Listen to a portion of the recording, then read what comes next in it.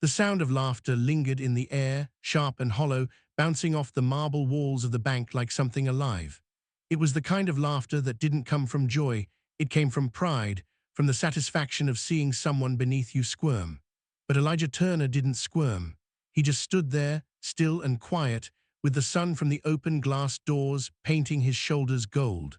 Sweat clung to his forehead, streaking down his temples. The field dirt was still fresh on his jeans, the faint scent of earth following him like a shadow.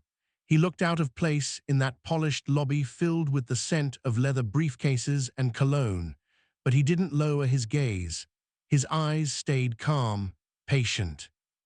Mr. Whitmore stood behind the counter, his tie perfectly knotted, his wristwatch gleaming like a badge of authority. He was the kind of man who measured worth in the shine of shoes and the tone of a voice. When he saw Elijah step forward, clutching that envelope like it carried his whole world, something cruel sparked behind his polite smile. "Can I help you, sir?" he said, voice smooth but dripping with mockery. Elijah nodded. His voice came soft but steady, the way a man speaks when he's had to earn every word. "I'd like to make a deposit."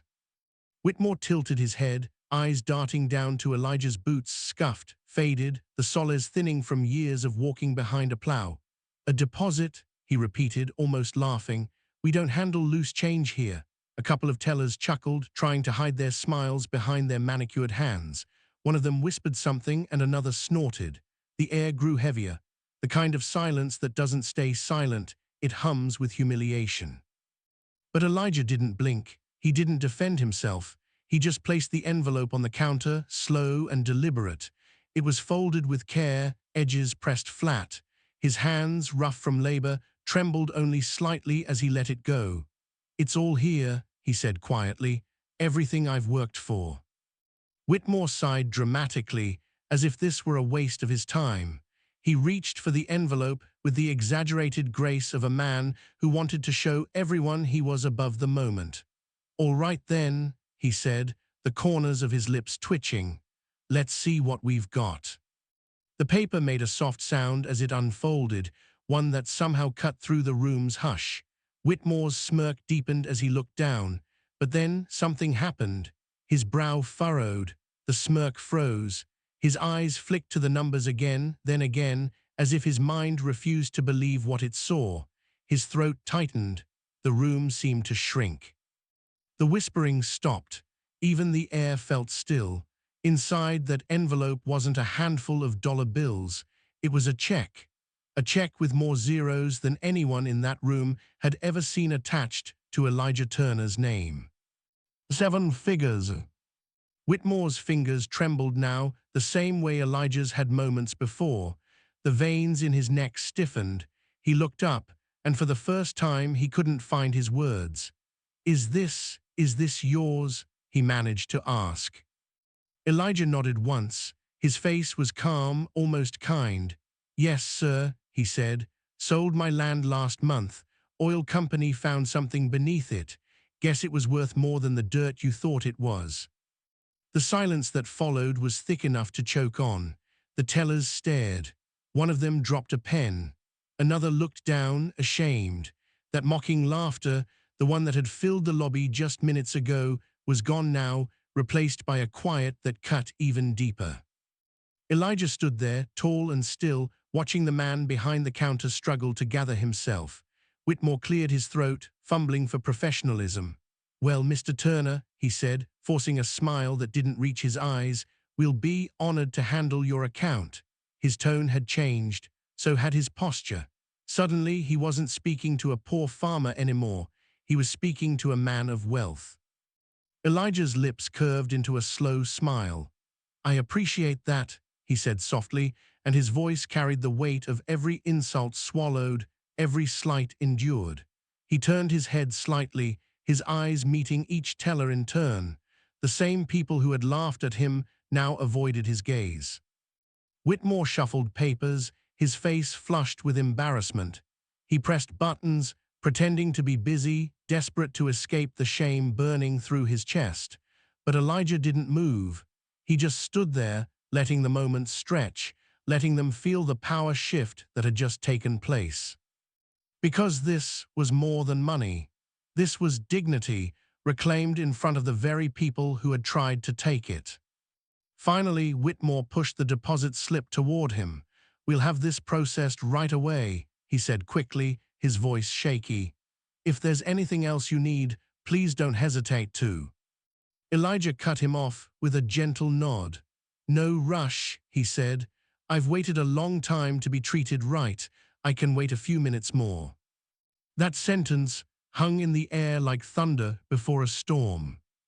And as he turned to leave, the light from the open door caught his face, highlighting the quiet pride etched into his features. The laughter that once echoed through the bank was gone, swallowed by the weight of realization. Every step he took toward that door was measured, slow, deliberate. And behind him, the sound of his boots against the marble floor became something symbolic, each step a reminder that worth isn't worn on your clothes or carried in your hands. Just before he reached the exit, he paused, turned. His eyes met Whitmore's one last time. "Funny thing about dirt," Elijah said quietly. "You can walk over it all your life and never know what's under it." Then he walked out into the blinding sunlight, the door closing behind him with a soft click. Outside, the air was hot, but it felt different now.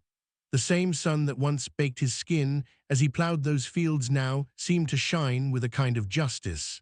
He stood on the sidewalk, looking at the town that had always seen him as just another poor black farmer, and for the first time he smiled. Because that day wasn't just about money, it was about respect. It was about standing tall in a place built to make men like him feel small. Inside, Whitmore watched from the window, his reflection staring back at him, no longer the powerful man he thought he was, but just another soul stripped of arrogance. And as Elijah disappeared down the street, Whitmore finally understood what real wealth looked like. It wasn't written on a check. It was carried in a man's silence, his patience, his pride. And somewhere, deep in that quiet, the lesson lingered: never mistake humility for weakness. Because sometimes, the softest voice in the room carries the loudest truth. The whispers began before the glass doors even shut behind him. It started as a murmur, a low hum that rippled through the air like a gust of wind before a storm. "The farmer, a millionaire," someone said, half in disbelief, half in awe. A woman clutching her purse paused mid-step. Two men waiting in line leaned forward, their voices hushed. Behind the counter, the tellers who had been laughing only minutes ago now stood stiff, straightening their ties, adjusting their hair, pretending to focus on their screens. But it was too late. The sound of their laughter still hung heavy in the air, echoing inside their own heads like a reminder of shame. Mr. Whitmore's hands shook as he gathered the papers on his desk, his face the color of chalk. "Yes, sir," he stammered, voice trembling as if every word were breaking apart. Please step into my office." He tried to sound composed, but his voice betrayed him. He wasn't giving an order anymore. He was asking, begging, and in that moment the world seemed to tilt just slightly. The power that once lived in Whitmore's posture, in his crisp suit and condescending tone, had shifted, silently. Completely. Elijah turned his head slowly toward him. His eyes were calm, unreadable, like a man who had learned long ago not to waste emotion on people who doubted him. He gave a small nod and followed Whitmore into the office. The air inside felt different, too clean, too polished, like it didn't belong to real people. The mahogany desk gleamed under the ceiling light, the scent of rich leather mixed with the faint trace of Whitmore's cologne. On the wall hung framed degrees from fancy schools, their gold seals glinting under the light. But even they seemed smaller now, almost hollow. Whitmore gestured nervously to the chair. "Please, have a seat, Mr. Turner." The sound of Mr. caught in his throat like a thorn. He had never said that name with respect before, not to a man who came in dusty boots and calloused hands. Elijah sat down slowly, resting his hands on his knees. His eyes moved across the room, taking it all in: the photographs of awards, the shelves lined with financial books, the trophies of a man who thought he'd mastered life's hierarchy. And then his gaze met Whitmore. It wasn't angry, it wasn't vengeful. It was steady, heavy. Whitmore cleared his throat, the silence pressing against his skin. "Mr. Turner, I must apologize if my staff caused any misunderstanding earlier." His words came out soft, almost rehearsed, the kind of apology spoken by a man who's sorry only because he got caught. "We didn't recognize you as one of our valued clients." Elijah's eyes didn't move. He just breathed in, slow and deliberate. Then he spoke, voice low but clear. "You didn't misunderstand me," he said. "You saw what you wanted to see." The words landed like stones. No shouting, no anger, just truth. And that truth cut deeper than any insult could. It stripped away the layers of power, the invisible walls that separated one man's worth from another's. Whitmore swallowed hard, his throat dry. He looked down, then up again, forcing a weak smile. "Of course, we'd be honored to manage your assets," he said quickly. "Our investment department could ensure your funds are properly diversified," and he stopped mid-sentence when Elijah's eyes flicked toward the wall behind him. On that wall hung a photograph, Whitmore shaking hands with the mayor, a plaque beneath it that read *Community Leadership Award. Elijah looked at it for a long moment, then back at Whitmore. "You know," he said quietly, "I came in this bank once. Years ago, I asked for a small loan to fix my tractor. You were standing right there, told me to try the credit union across town, said this bank couldn't take that kind of risk." He paused, his words thick with memory. "I remember how you smiled when you said it." Whitmore's mouth opened, then closed again. There was no defense left to give. His memory of that day was vague, buried under years of similar refusals. But for Elijah, it had been one of those moments that stuck, like a scar you can't unsee. Elijah leaned back slightly, his voice calm, steady. "Funny," he said. "You didn't want my dirt, but now you want my money." That line hung in the air like a verdict. Whitmore flinched. His smile faded completely. The truth of it was unbearable because it wasn't just about Elijah. It was about all the people like him, the men and women whose worth had been dismissed with a glance. Outside the glass door, the tellers watched. They didn't pretend to work anymore. One of them, the youngest, looked ashamed, her face pale as she whispered something to her co-worker. The whole bank felt different now, like the ground had shifted beneath their polished shoes. Whitmore tried one last time, his tone turning almost pleading. "Mr. Turner, I assure you, we value all our clients equally." Elijah stood up slowly, cutting him off without a word. The chair creaked against the floor. He looked down at the man behind the desk, the man who used to look down on him, and something in his eyes softened. Not forgiveness exactly, but understanding. "I'm not here to make you feel small," Elijah said gently. "I'm here to make a deposit." He slid the slip of paper across the desk, just as he had done minutes earlier at the counter. Then he turned toward the door. As he stepped out, he could feel the eyes on him. Customers still whispered near the lobby. A farmer who'd once mocked him for dreaming too big stood frozen by the door, hat in hand, unsure whether to congratulate him or apologize. Outside, the sun blazed hot against the glass, and for a moment, Elijah saw his own reflection, dusty boots, worn hands, but a man finally seen for what he'd always been. Behind him, Whitmore sank into his chair, his face pale, his hands trembling slightly as he stared at the check sitting on his desk. The check didn't just represent money. It represented a mirror, a reflection of everything he'd refused to see about the people who walked through his doors. Elijah paused by the entrance, looking out at the fields stretching beyond the town. Those same fields had once been his burden. Now they were his victory. But even as the heat pressed down and the whispers grew, he didn't feel triumphant. He just felt free. He turned once more, his voice low enough that only those closest could hear. "You can't measure a man by the dust on his boots," he said, "because sometimes that dust comes from the ground he owns." Then he pushed open the door and stepped into the light, leaving behind a room full of bowed heads and shattered pride. The sound of that door closing felt final, like a chapter ending. And as the whispers faded into the summer air, the moral lingered, quiet but powerful.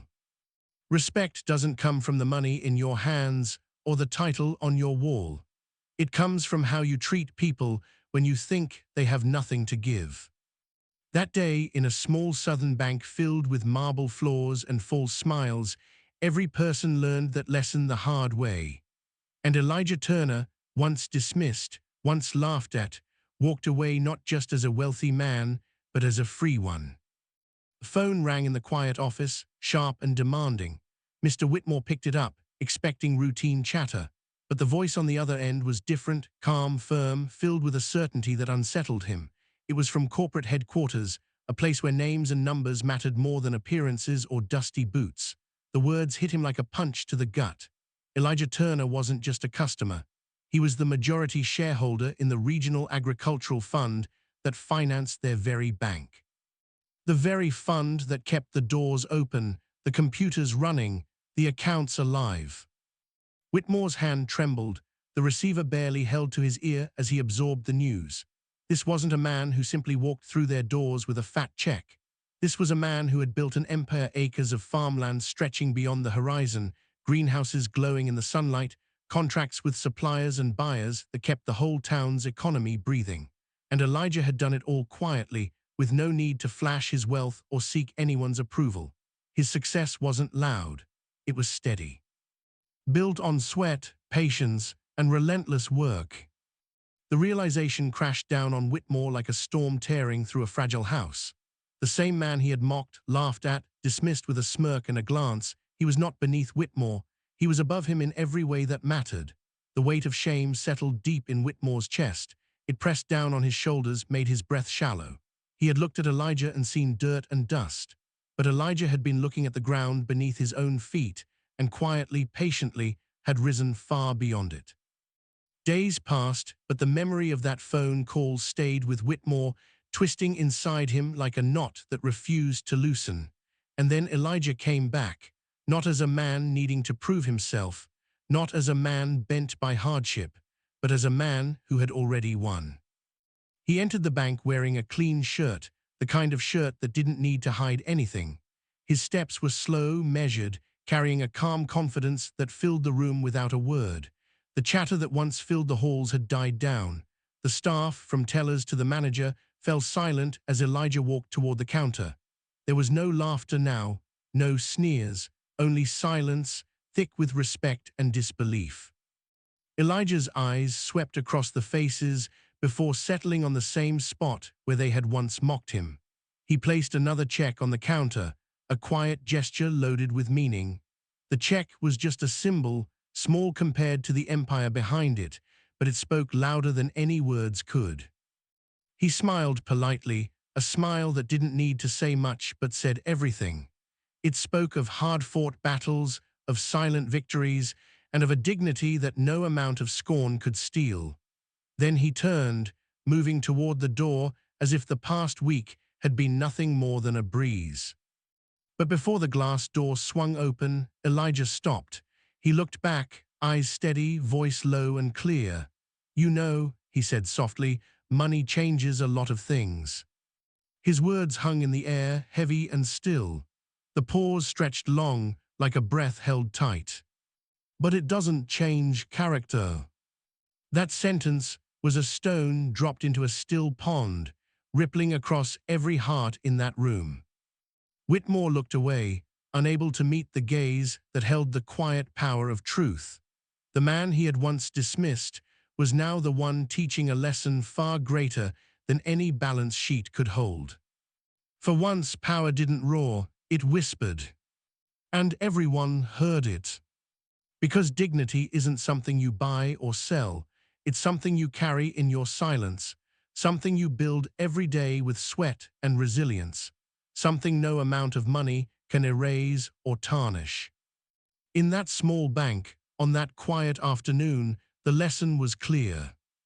True power is not about who holds the title or who controls the money. It is about how you treat those who have nothing but themselves to stand on. Elijah Turner didn't need to shout his victory. He let it speak quietly through his actions and his character. And in doing so, he transformed not just a room full of doubters, but the very idea of respect itself. Whitmore's reflection caught in the window, the man who had mocked now shrinking into a shadow of regret. And Elijah, stepping into the sunlight outside, carried with him a truth that would outlast any ledger or balance sheet.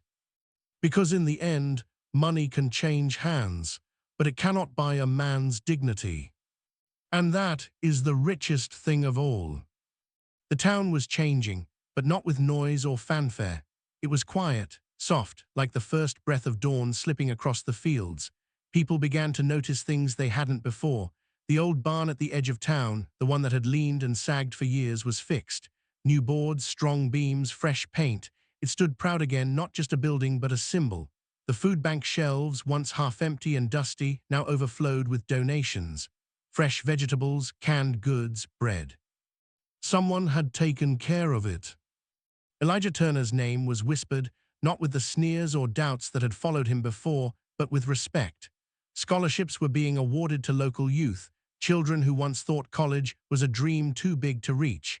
Because of him, those dreams suddenly seemed real. He didn't shout about his success, didn't throw parties or wave giant checks.